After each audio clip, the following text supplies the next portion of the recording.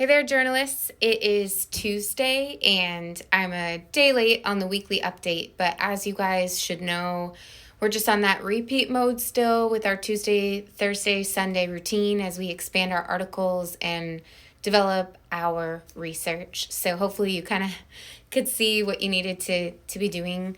And I'll be lenient, if you're running like a day behind or whatever, that's not a big deal.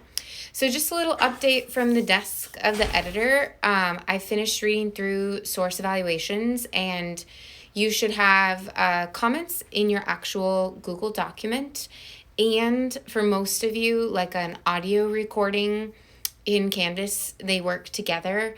A couple of you, I adjusted the comments because I didn't really feel the need for the audio comment, but if you're really feeling left out, just tell me and I'll remedy that. And then if you don't have comments, it's because I still don't have the link for a handful of you. I know maybe you're hiding it because you're behind. Honestly, it's fine. Just share your link, send me an email, and even if you just have like 2 of your sources complete, that gives me a chance to chime in and give you some guidance. Technically, you should be submitting tonight 9 sources, and if you're on task, the person who that helps the most is not me. It helps you. So I'm fine with everybody being in different places, though. I understand we all have different lives and different things going on. And really, what I want to emphasize in this message to you today is that the date that you want to be thinking about right now, like I care about my deadlines. They're there for good reasons. But the date that matters for all of us, like same playing field, is the 31st. So if by the 31st you can get all 10 source evaluations done, you're on task. You're awesome. That's when I have it on my calendar on the 1st of June to start actually pushing out, like this is complete. Here are your final comments. Here's your grade for that portion, that project. The other thing on the 31st is that you'll have completed all the expansion activities, but I want the expanded article copy complete. Now, complete means that you've finished creating the content. It doesn't mean that it's a final draft. It means it's a full draft. You're done with your research. You're done with your large expansion activities. You've reached the 3,000 word count. You've reached the 10 source minimum count, and you feel decent about this draft. And that puts us all on the 1st of June in a place where we're just polishing work. That's a good place to be before publication. So if you're stressed out and wondering, okay, how do I even, navigate this rotation, and maybe you missed a couple things, by the 31st, 10 sources done, final copy, submit. By the 31st, complete short or expanded article copy is done. You've done all the expansion activities and whatnot. Now, in addition to earn all of the points in the revise and reply discussion, which is where you've been doing that expansion work and you've been replying to other people as they've been doing the expansion work, what I'm looking for there for full points is your article linked. And so I can get in there and access it. Your peers can get in there and access it. And your 4 check-ins, if it's not week 1, week 2, week 3, week 4, then it should at least be expansion number 1. And you should you should be giving the team some kind of update. Like, this is my word count. This is what I've done. This is where I'm stuck. This is what I'm wondering about. So you can catch that stuff up. I'd be fine if you threw in if you missed week 2, just do divide, this week into 2 updates or something. The point is, if you get a total of 4 updates and you're genuinely giving us a benchmark status, that's helpful. And then the other thing is 8 replies. Now, if you can get 8 replies to each other, you can get full credit for that. It would be pointless to be giving those replies after the 31st because this discussion space will close. But in this moment in time, you can still get in there and complete those and help each other out. That would be really meaningful.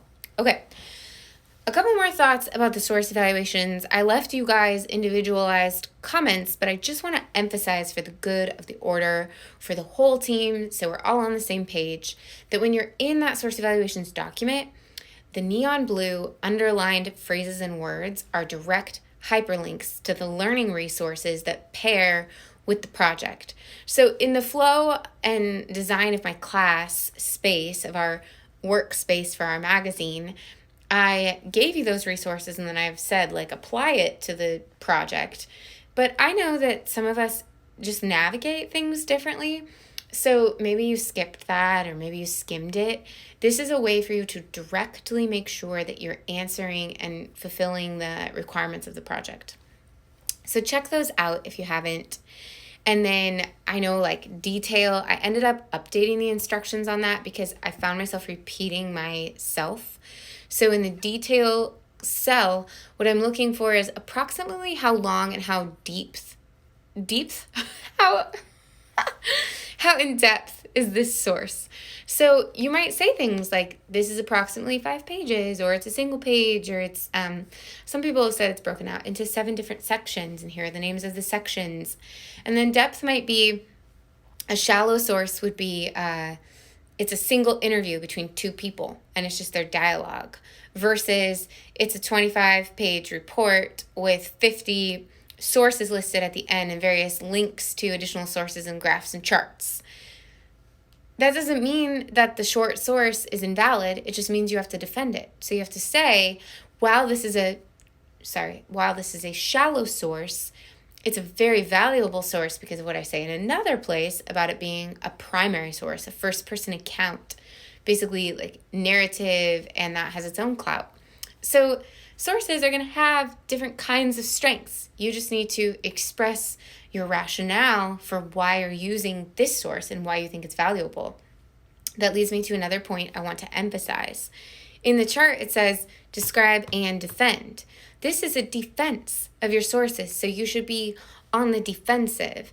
I'm not challenging you.